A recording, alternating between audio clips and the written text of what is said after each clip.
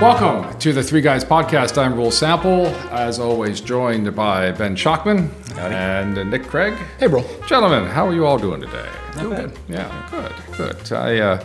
I am starting my new what is it? The low carb diet. I got to get Atkins diet. I got to get that. Congratulations. Got to get some poundage off of Good me. luck. Yeah. It was. It's probably the worst possible time of year to start it. I know. We've 2 got a weeks lot of from carbs Thanksgiving. coming The up. gauntlet of carbohydrates is upon us. So if you're seeing less of me, it's working. If you're seeing more of me, I've ultimately caved. So we've got a lot going on, gentlemen, and it's there's no way we can cover all of them. So we're going to start real quickly with the government shutdown. Ben, the Dems caved. Yes. What was their end game in this whole thing? As we were saying off mics, it felt like the wins, those governor wins, those local municipal wins, gave them retroactively a sense of purpose. Like, we were building momentum and we got all these wins, and now we can take this deal, which I agree with the Democrats who crossed the line. I do think that's as good of a deal as they were going to get. But again, I still feel like the messaging was not there in the beginning. I feel like the best they were able to do was to say, well, now we've brought it to people's attention about these healthcare subsidies, hoping that will be an election issue a year from now. The Washington Post, their Post Reports podcast was talking about this, and they're basically saying, that is a hell of a gamble to think that anything will still be on the radar in a year our political speed. Yeah. So all of that to say, they were never. Nick has been very clear about this. They were never going to get any more than they got from the Republicans. They got a vote on the health care. That's it. Presumably. Presumably. It's a handshake. Lucy could just lift the football, and then they're. Yeah. What is their recourse? Now, Nick, the Republicans were surprisingly strong. Yep. This whole thing. Mike Johnson, who the far right never liked Mike Johnson, but he has held firm. Same thing with Senator Thurmond, and they basically said, bring it on. Yeah, I think both of them held strong, but at the same time, I don't think it's a surprise when you look at who's calling the shots in the Oval Office. I would imagine that leading up to maybe early September through the month of September leading up to the shutdown, Trump or not even Trump, maybe Trump's people had Thune and Johnson in the Oval Office or somewhere in the West Wing and made it abundantly clear, this is the path we're going to go down. Once we start, we're not moving on the issue. One of the things that I find interesting, Ben and Rule, is Trump, before the government shut down, in that last meeting he had with Hakeem Jeffries and Chuck Schumer, told them that he was willing to discuss healthcare subsidies. Yeah. He told them that very early on, which, again, discussing it doesn't mean you get what you want, but he was open to it, and they kind of, I guess, brushed it off as he's not serious. But I made this point on my podcast last week. I would not be surprised if this administration tries to put forth some sort of additional subsidy program. Aren't they trying to do something like that? They don't have a choice. Just looking at my own personal health insurance, it's tripling heading into next year. I will not have health insurance going into 2026. And I would imagine that folks within the administration, those that have their ear very close to the ground as to what's going on, know that for the Republicans, even though Trump's not on a ballot in 2026, that for Republicans going into the midterms, if you have tens of millions of people that now have no health insurance or their budget is busted by health insurance, it's going to screw the Republicans in 2026. So something presumably will get done. I don't think that anybody in this administration wants to be walking around with healthcare subsidies on their neck as the issue. So it's going to be interesting to see. I do think there was an irony here. I think to some extent, the mainstream media did pick up the story of the subsidies and what that would mean for people, what it would mean for small businesses. Yeah. Geez. Which tend to attack right a little bit because you're very concerned with the economy. And all of this is, the Democrats drawing attention to the gaping wound in their signature healthcare policy, which which both parties have just kind of whistled and walked past for most of my life as a reporter. So, it would be great if repeal and replace came back, and there was some meaningful attempt to just plug or reimagine this. Forget plug the holes. Reimagine this in a way that works both for small businesses who are getting killed and for individuals who are just going to opt out. They're just going to say, especially younger Americans are just going to say, I'm going to roll the dice and hope I don't get sick because that's what I did. A Carolina Journal news poll that came out last week, was it? The blame for the shutdown was spread equally. Oh, well, it wasn't even spread equally. It was a little bit higher number. I think it was like maybe 58 to mid 40s for blame Democrats over Republicans. And I thought that was interesting because the rest of the poll was terrible for Republicans. I mean, Trump got killed in the approval. The economy's the issue. Generic legislative ballots, terrible for Republicans. It was a bad overall poll for the GOP. Yet that was probably the only good thing that you could look at as, oh, look at this. And so to the point, something we talked about, I think before the government shutdown was, what's the messaging like going to look on this? And it would appear that Republicans did a better job than ever of not being the sole party of owning a government shutdown. When you had ABC News calling out the Democrats, saying this is really on you, isn't it? Yeah, it was an interesting mix of realpolitik and optics, right? Because you had the whole point of the shutdown was because the Democrats were getting so much pressure to fight, to do something to look like a minority party in opposition, and not just kind of roll over. And okay, for optics, that's one reason to do stuff. But once there started being real consequences, especially SNAP, and then which hit lower income folks, and then flight delays, which hit the middle class, then people were like, oh, this is real. There are real problems. What are you actually going to get out of this? And then the media started digging into the odds that they would get anything other than maybe a handshake deal on a vote.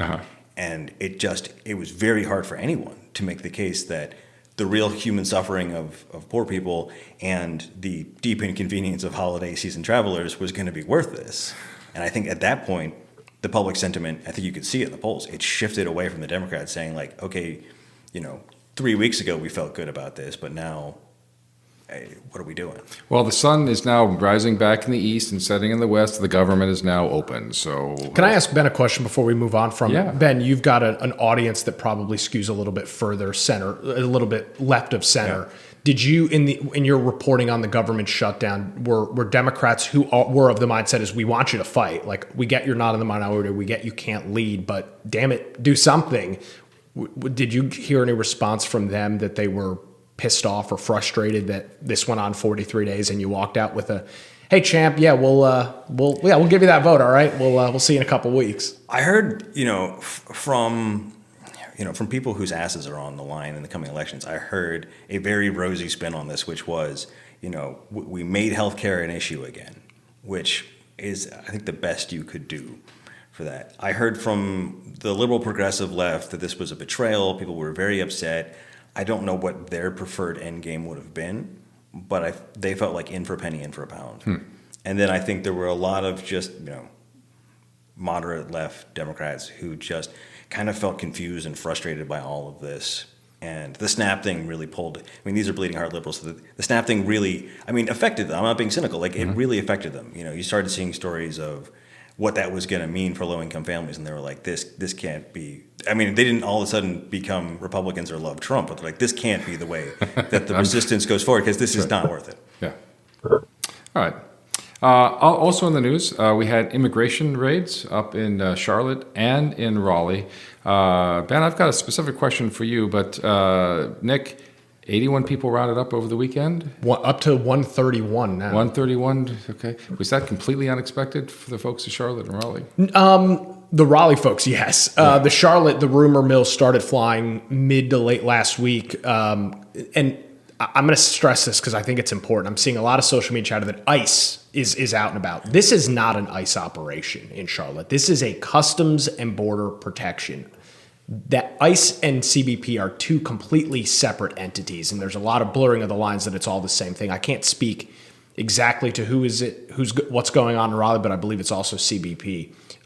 They had finished up some ops in Chicago that have been going on for the last couple of months, and the rumor was that this was kind of a pit stop on the way to some southern states. So CBP rolled into Charlotte over the weekend.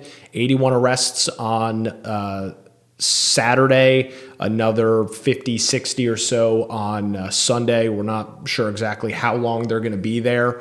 But it is interesting to watch I'll call it the calamity that takes place with this. The guy in the frog costume banging the pot in front of an ICE or a CBP facility on Tyvola Road in Charlotte. F this, F you, F ICE. Oh my God, you're a Hispanic, pointing to a border agent or a CBP member who presumably looks Hispanic, even though they're all covered up with their stuff on. How could you do this? You're betraying your own people. Very interesting reaction to those raids taking place in Charlotte. And Ben, that's part of the question I want to ask you, is that you are obviously on the left, and this just seems like an issue that the Democrats keep tripping over, is that we arrested several violent felons over the weekend. So, I mean, my personal politics are on the left, and I think most of the media is a little bit to the left on this issue. And as Nick has pointed out, that's not really a reflection of how the American electorate feels about this. I think there's very reasonable concerns. ICE masking, for example, the temporary use of race to stop people. I mean, those are slippery slopes. They are. Right? Do I believe that these are the brown shirts? No. But do I have serious constitutional concerns about them as an American? Yeah. I do. Things like some of the data that's starting to come out of Chicago that shows the very small percentage of the people who were arrested were actually violent felons. Now, should those violent felons be put in a trebuchet and shot back over the border? I'm fine with that. Right? And I think most Americans, and I think that's where most Americans are fine with this. Yeah. They would like them to have due process, but if you push them on it, if they're violent criminals and they're here legally, you're not going to find a majority of Americans who are upset about that.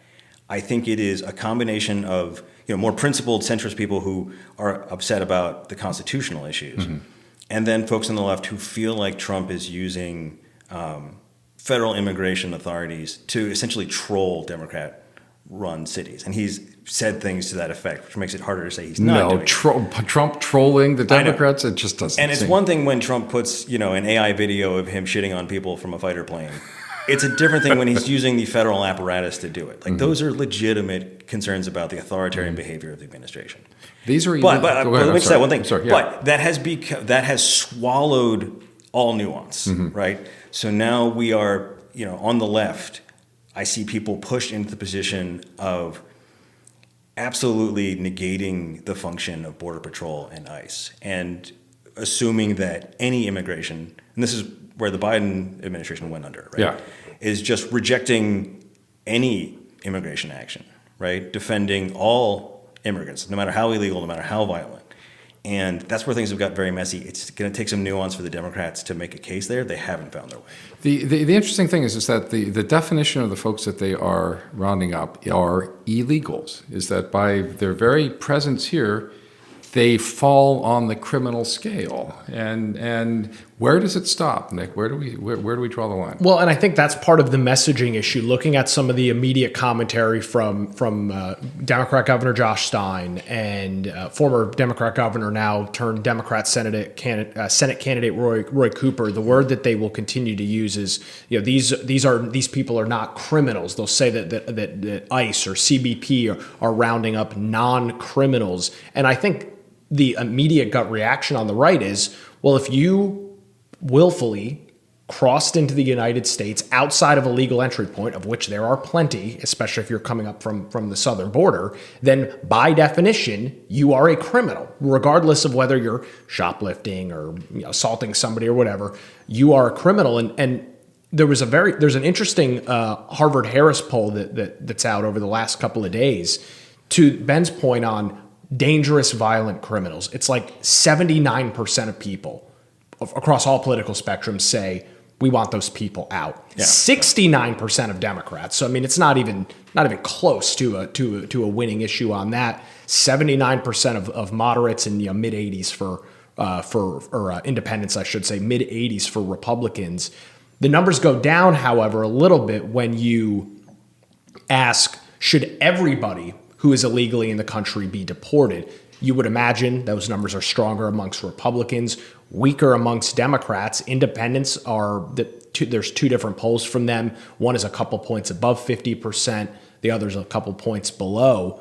But even like mid 30% of Democrats say, yeah, if you're illegally in the country, a true illegal alien, a true illegal migrant, we don't want you here. So, and Ben mentioned before, this was one of the big issues that likely sank the Biden administration leading into 2024. The fact that we're still chanting that ICE needs to be abolished, Border Patrol needs to be abolished. That's what was going on in Charlotte over the weekend. I don't know. Obviously, those folks are not reading political polls. I don't think that's a surprise. But that is not, I can guarantee you, that is not a winning political message under any circumstances. Democrats are going to change their message on this? They haven't found their way to it. And I just think, look, we have had a wink and nod system for immigration for so long. And there's so many industries, the service industry, the agricultural industries, that rely on this. And yes, there are visas. There are people who abuse those visas. Mm-hmm. There are people who live very happy lives, coming here, working for the prescribed period and going back to Mexico. Not everyone. But we have bolstered our birth rate and our workforce by this quasi-symbiotic relationship with Mexico and Latin America. Mm-hmm. And both administrations have looked the other way for a long time. So one, it's a little bit of whiplash to go from repeated administrations, Republican and Democrat, that did nothing, right? Or did very little to someone doing anything, right? So any change like that is going to be, whoa, right? Yeah. But also I think, it has been very difficult for the Democrats to avoid the identity politics of the left wing of their party, because we don't want to demonize people, right? I'm not comfortable with the idea that we're going to have a permanent statute where the federal authorities can just stop you if you look foreign. That doesn't make me feel as a Jew, it doesn't make me feel great, right? So, but, again, to Nick's point, so many people agree we've got to do something about our immigration system. It does need to be reformed. It does not work the way it is. How we fix that, up for debate. But I think, what you're seeing is identity politics pulling the Democrats to the left, where this is framed as racism instead of authoritarianism, and so much deferred maintenance for the immigration system that both emotionally any change shocks us, and financially the amount of money it's going to take to probably fix this thing is going to be unpalatable, at least for the center and to the right. Well, and Ben kind of talked about how both, we've had Republican and Democrats back and forth. Let's look at just the last 3 or 4 years. You went from an administration that had no policy on immigration to the fact of like hundreds of thousands of people a month crossing the border to now CBP, ICE, maybe some other federal agencies hosting immigration crackdowns in some of these major cities. I mean, you talk about, Ben, polar opposites in politics. It doesn't get any more polar opposite than that just a couple of years ago to what's going on in Charlotte and Raleigh today. From a purely optical standpoint, it's remarkable. Yeah, and it was, the Biden administration and the Obama administration, although they deported a ton of people, they did almost all of that within 100 miles of the Mexico border, which just means that it didn't become a political flashpoint in Democratic-controlled cities. It wasn't until people started shipping them to New York City that we saw that change, and I think that could play the Democrats' advantage. Certainly going into the 2026 election, it has given them a boogeyman, if nothing else. Yes. Because they've shifted from a border policing policy to a nationwide policing policy. ICE coming to Wilmington anytime soon? Well, and this is the other thing, and Ben just wrote this in an article. Customs and Border Protection and ICE conduct operations, and during the Obama administration, the Biden administration, the first Trump administration, they conduct these operations all the time anyway. Yeah. This is nothing new. Now, the large-scale ones, that's new. Because you spoke to somebody, in the Brunswick County Sheriff's Department? I talked to Emily Flex at the Brunswick County Sheriff's Office, and there is no large-scale operation there right now, according to them. We talked to the New Hanover County Sheriff's Office, and I asked, is there some kind of 287G, that's the federal law that lets you basically deputize local law enforcement and really do one of these large-scale raids? And they said no. And I said, but in terms of ICE detainers, where they're basically holding someone a little bit longer than their bond would allow to give ICE time to come, they said all day, every day.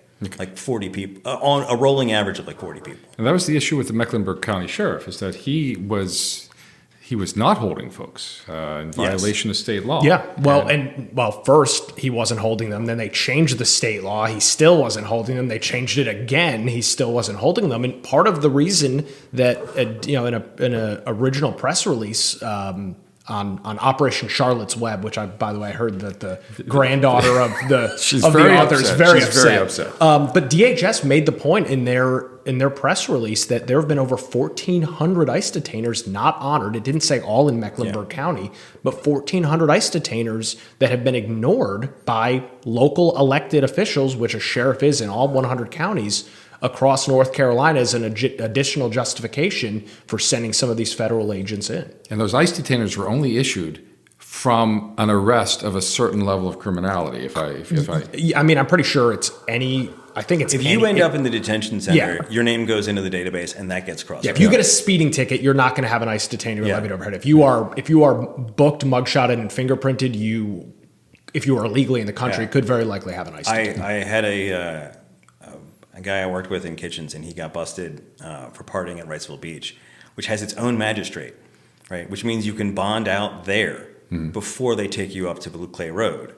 So he was a repeat offender, but he never got caught by the ICE holes because he was always just, he'd have a friend on speed dial. You get one call, he'd be like, get here with $100 and get me out of here. Many people have taken advantage of that Wrightsville Beach magistrate, by the way, because that means your photo doesn't go up on that New Hanover County Busted website. Oh, yeah, that's a fun one to troll. Fun one to troll. I'll have to check it out. Yeah. So, moving to local races, and we've got elections. I'm getting tired of elections. I don't know. They just keep coming around every year. You need to talk to Ben about this. Every year. You had a great line this week on elections, Ben. Yeah. The election cycle is over. Long live the election cycle. Yeah, I saw that. Yeah. It's no longer a cycle. This one started before the other one finished. It did. Yeah. It did. So it's like a Venn diagram at this point. It is. Yeah, it really is. Let's get into it. Thank you, Kamala. Ted Davis yesterday announced out of the blue he's going to retire. I don't know if I can say out of the blue. Yeah, I wouldn't say that either. I've been seeing retirement written on that man's. Well, yes, the bags under his eyes have said retire for a long time. Well, you folks are much more plugged in than I am, but he has announced that he's going to retire. He's not going to seek re-election next year. Correct. So he'll serve out the remaining of his biennium, which goes through, I guess, December 31st of 2026. But he will not be seeking re-election for District 20, so you will not see his name on a ballot in November of next year. So don't vote for him. But, I guess you can write him in. But I do think, a question for you guys.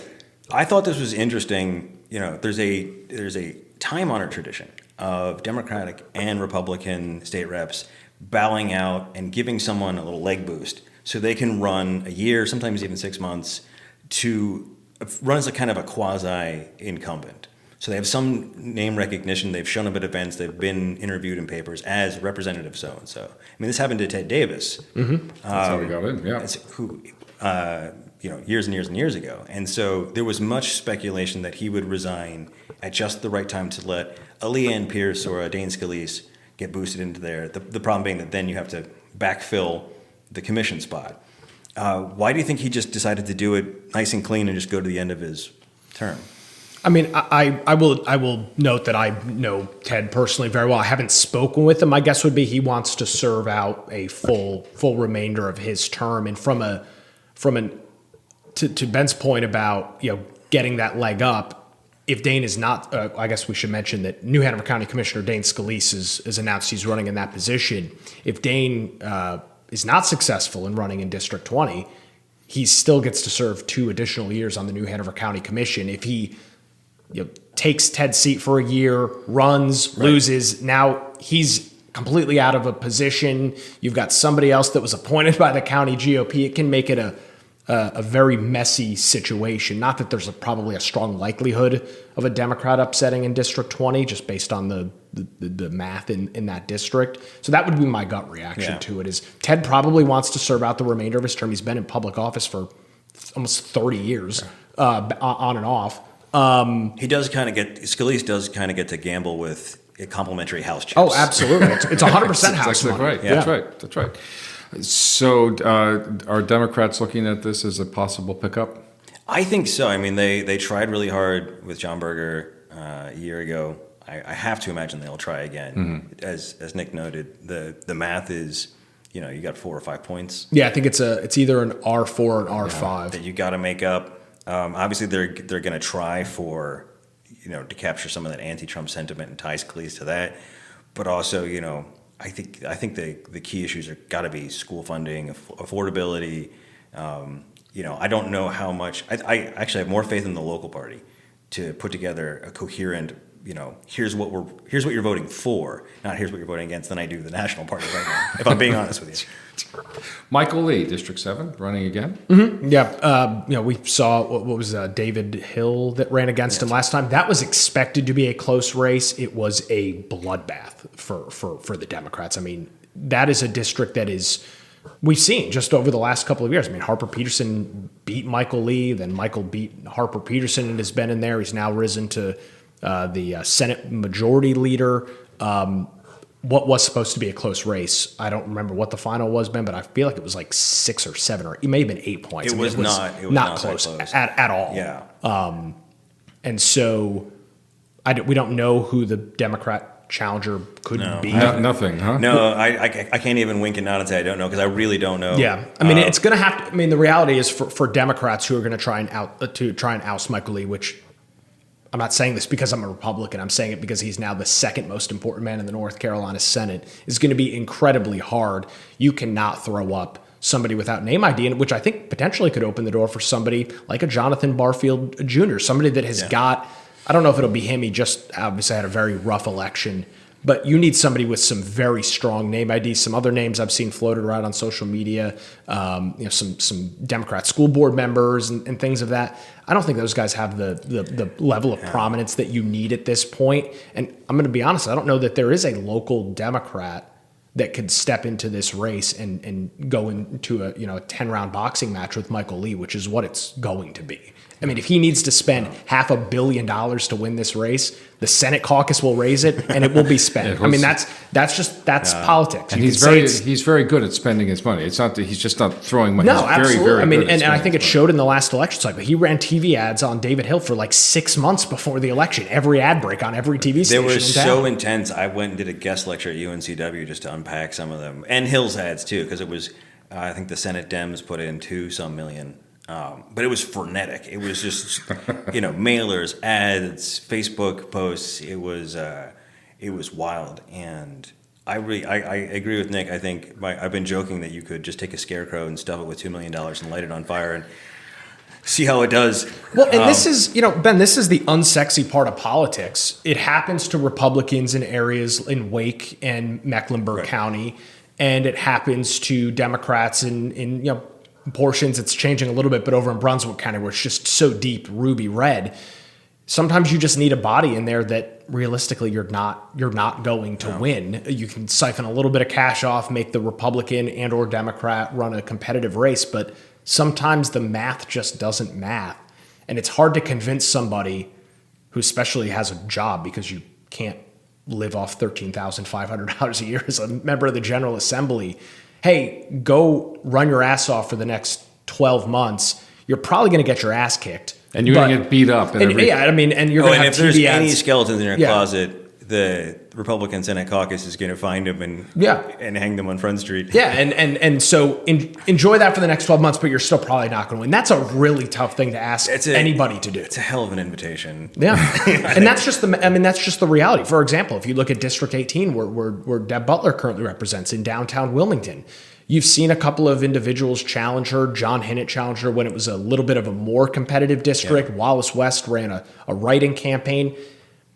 Republican cannot win in District 18. I mean, there is not enough Republicans in the district for a Republican to win. It's maybe a Democrat. Maybe you get a Democrat that beats her, Deb Butler, in a primary, but a Republican is not winning that seat. It's not. There's no math that exists that makes that possible. I think, given Lee's stature, his war chest, that notch that's carved out of downtown Wilmington, because we've got just not the right quite fit. The way it's gerrymandered right now makes it just a little bit tougher. All these things like twist the screw a little bit.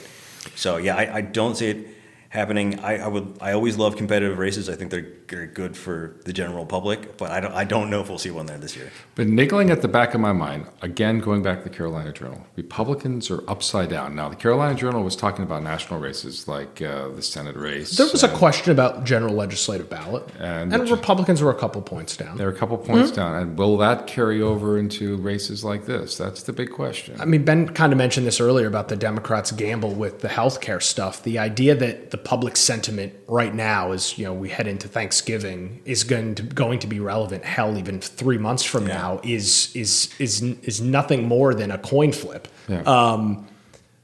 This comes back to the economy. I was on PBS's State Lines program over this past weekend. It's the economy. I mean, that's what's pissing people off. If you look at any national poll, if you look at the Carolina Journal poll or any other statewide polling, you're going to find that people are really pissed off about the status of the economy. I agree. And I think, there's a chance the Trump administration continues to make the same mistake that the Biden administration makes, which is to use traditional, consulting elite lingo to describe the economy and not just go to the damn grocery store, right?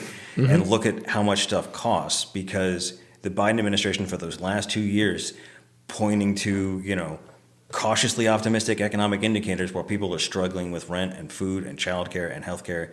I mean, if that wasn't the end of the Biden administration, I don't know what it was. And that carried over into Kamala Harris's 107-day campaign. Have you read her book yet? I listened to the audiobook and I listened to Jon Stewart beat her up on the podcast. Did she do her own audiobook, or did she have somebody else narrate it? She do maybe parts of it? I think it was parts of it. Okay. I had it on double speed. So It's the only way to get. It's only, man. Some of these audiobooks, you're like 32 hours. Like when am I going to listen? But to this? all about to say, her kind of repeated comments that she wasn't putting any distance between her and the Biden administration, so she inherited that. And so, Trump telling people that, the tariffs are working or that his other economic policy moves are working when people aren't feeling it, you run that risk of really inflaming. But to Nick's point, that's the most painful thing. I mean, there's lots of identity politics issues. There's lots of foreign policy issues that we get very heated about on Facebook. But when it comes time to pay rent. Yeah. Well, Trump was brilliant in saying eggs. That's what they talked about. They brought economics down to the price of eggs. It's a solid move, because if something was $3 and now it's $8, that encapsulates all of your rage. Yeah. And eggs are supposed to be cheap.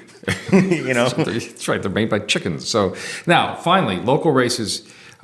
We've got a huge number of races here in New Hanover County. You've got 2 county commissions. Yep. You've got 4 board of education. Yep. You've got district attorney again. Yep. Sheriff. The sheriff. I don't think Sheriff McMahon's going to have to worry about that one. He's amazingly popular. He is, but I'll tell you what, this is Republicans have a lot of seats to defend. 1 on the county commission, Leanne Pierce running for re-election, 4 on the school board. It's always tough to defend 4 seats. I mean, it goes back and forth. Yeah. And I really feel like there was a crystallizing moment of political blowback in 2022 where some of the woke stuff, some of the weird way that the school district handled reopening with COVID, where at first the science was on the side of sort of Democrats, where they were saying, stay closed, fight through the pain, we'll get through this. When the science switched, and reputable scientists were saying, I think it's time to balance the learning loss damage with the risk to a demographic that is not getting sick and not dying at nearly the rate of anyone else. And they were still resistant. I think in the middle, that riled a lot of parents. Yeah. And then you add on that a sprinkling of, pornography in the schools, that always, a little satanic panic magic kind of bound it all together. And it worked, because that slate of 4 just absolutely pulverized. Oh my God! It wasn't even close. No, not. But to use your phrase, lightning in a bottle, I don't know how you could recreate that lightning in a bottle. Are they going to try? They're going to obviously all. I presume, and I don't know this to be the fact. I would presume all 4 of them are going to run. I can't guarantee that at this point. Candidate filing, I'll note, does open on December 1st. I think closes on the 19th. So. Right, I guess we'll do one more show before Christmas, and we'll look at everybody who's run. But obviously, all 4 of them will try to get reelected. Those current conditions, however, don't exist. It's a midterm election. There's always a backlash against the party in charge. That's currently the Republicans. I think there are still some education issues to be discussed. That's going to be a very interesting race to follow and see if if the economy is the major issue, which it is in most elections.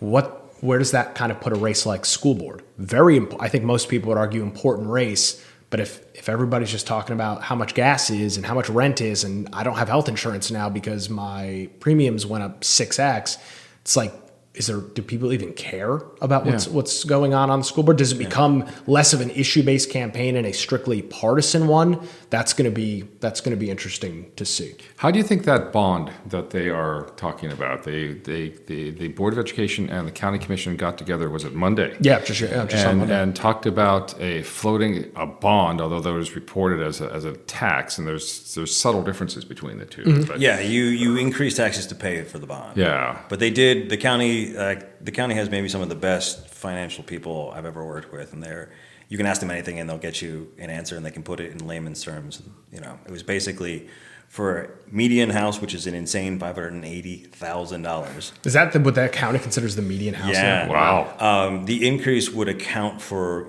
roughly, I think they said it was $100 extra a year, which is not scratch, but it's not so much that I feel like it would be a major headwind. School bonds tend to do pretty well. Even in blood red, Pender County. Yeah. Recently, school bond sailed right through. But that will be on top of tax increases in the city, a minimal tax increase for the county. Presumably. And I mean, I think that the school bond is different than a tax increase, even though at the end of the day, it essentially is. There does tend to be a little bit more leeway, I think, with the school system when they're asking for money, because they don't raise any money. I mean, their funding comes from the state, which is a really screwed up formula that they get money for on that, and then the rest comes from the county. The city doesn't chip in, not directly to their budget, maybe some ancillary services, but no significant funds. And so I think it's going to be incumbent on the 4 Republicans running for school board to convince Republican voters who they're going to need to show up why this bond makes sense. And the reality is there hasn't been a school bond for quite some time. Half the schools are falling apart in New Hanover County. And it turns out it's really expensive to do construction projects on some of these facilities. So this is another situation, I think, of the can being kicked down the road for so long that now we're up against what is going to be I don't know if the final number has been out or discussed, but it's going to be a very, very significant school. $320.5 million, which is it's a huge school. Which is still not the whole nut. They need closer to $600 million, honestly. And this leaves out $170 million that they will still need down the road somehow for New Hanover High School, although Chris Coudray, the county manager, has said this is the last bond for a decade. This will max out the county's borrowing capacity based on their own policies. I will say, though, bonds, especially school bonds and parks bonds, does something the government is really bad at, and that ties, speaking of John Stewart, I'm stealing this from him, but it connects money to value, right? It's like, here's what you're getting for your money. And most Americans, if they could see a detailed breakdown of what they were spending their federal tax monies, they would riot. We had a lot more libertarians just running, screaming in the street, trying to, abolish as much government as they could. When it's nebulous, it's easier to politicize it and make it a partisan issue. When it's your kid goes to New Hanover High School and the floor is falling into the earth. It's like, maybe we do need to do this. So I think that's why I think they tend to do so well. But it will be, to Nick's point, the candidates will have to ride alongside it because they will basically own it. And that's going to be interesting is, you could see if 4 Democrats were running for re-election and they said we need a $400 million school bond. The Republicans would be like, see, this is more tax and spend out of control Democrat policies. We presume that Democrats will be in favor of the school bond. Republicans have the majority. They're the ones kind of pushing for it. So I don't know that you're going to see I don't know that it's going to become a big political flash issue because presumably both sides will be in favor of it. But I think my one area of concern is the 2012 Wilmington Parks bond. All of those projects are still not completed. And I think that is one of the problems that as a conservative I have is Yes, Ben, I like the point you make of you can see what you're getting for your money. It's definitely a whole hell of a lot more palatable. But at the same time, if you're going to go ahead and borrow $320 million, I want you to complete the freaking projects. I don't go to the bank and take out I don't go out and take a loan on my house to put the money in my savings account. I mean, because that doesn't make any sense. If I'm going to take the money out, I need to do something with it. And that's always the issue. To your point, school districts have mixed results when it comes to managing any project. I mean, I've heard concerns from Democratic and Republican county commissioners because they're giving schools, money for ongoing maintenance and stuff, that they were a little nervous about the school district's ability to manage projects, given that they'd had some people leave that team. And if you've never run a 9-figure construction project, and I haven't, I hear it is very difficult, right? And so I do think, for journalists and for residents too, and taxpayers, I think keeping an eye on that process and keeping them honest. If the bond passes and they get the money, I think most people will be happy. That's my prediction. But I think then keeping an eye on it and making sure that it's not sitting in the savings account, or that we're not getting, some sort of mission creep, or that if we are seeing, major changes in construction cost predictions, that we're not just staying handcuffed to the steering wheel, that we have the opportunity to rethink stuff. So all of that, I think, will be the hard work afterwards. Yeah, and earlier this year, of course, at the federal level, there was a lot of talk about DOGE, Department of Government Efficiency, and I don't know who would be responsible for it here in North Carolina, whether it's a subcommittee in the General Assembly or somebody like the state auditor's office. I think there needs to be a thorough investigation on every single outstanding bond that currently exists in the state, which is not going to be an easy project. I'm not saying this is not wave my magic wand and fix the problem kind of thing. But that needs to be looked at because there are, I can guarantee you there are probably 2-decade-old bonds that are still sitting out all across the state of North Carolina with incomplete projects. And that's a major issue if you're going to ask me to increase, even if it's only $100 a year, increase my tax bill by $100 a year, and I'm dead by the time that said project gets completed. I'm not paying for stuff 20 years down the road. That's insane. Because the whole basis of a bond, which is what makes it palatable, is that it's a limited time thing. Mm-hmm. Yeah, they raise the monies or raise the taxes for a limited time. You get the project done, and then you move on. Sure. And when you've got bonds that never get completed or never get fully raised, then they fall into Reagan's mantra of that there's nothing so permanent as a temporary program. I will say we struggle with readers sometimes with that distinction. I'm glad you brought that up because we'll often see fiscal conservatives criticized for greenlighting projects while holding back on FTEs, full-time employees. Mm-hmm. And one is you can see the project, you know how much it costs, and when it's done, and the money spent doesn't affect the ledger of the tax rate. Mm-hmm. Whereas when you're adding employees, they're going to make more benefits and insurance is going to go up, and that is going to lift the tax rate. Now, if you're on the left and you're not as concerned with the tax rate, this doesn't matter to you. But the reason we report on these things separately, and you can't really do an apples-to-apples comparison, is that. Yes, exactly. All right. So let us know what you think. Like and subscribe on YouTube or on every place that you can possibly think of. So let us know what you think. Well, that about wraps it up for the Three Guys podcast. We had a little bit of technical issues at the end, but I assure you, you did not miss anything.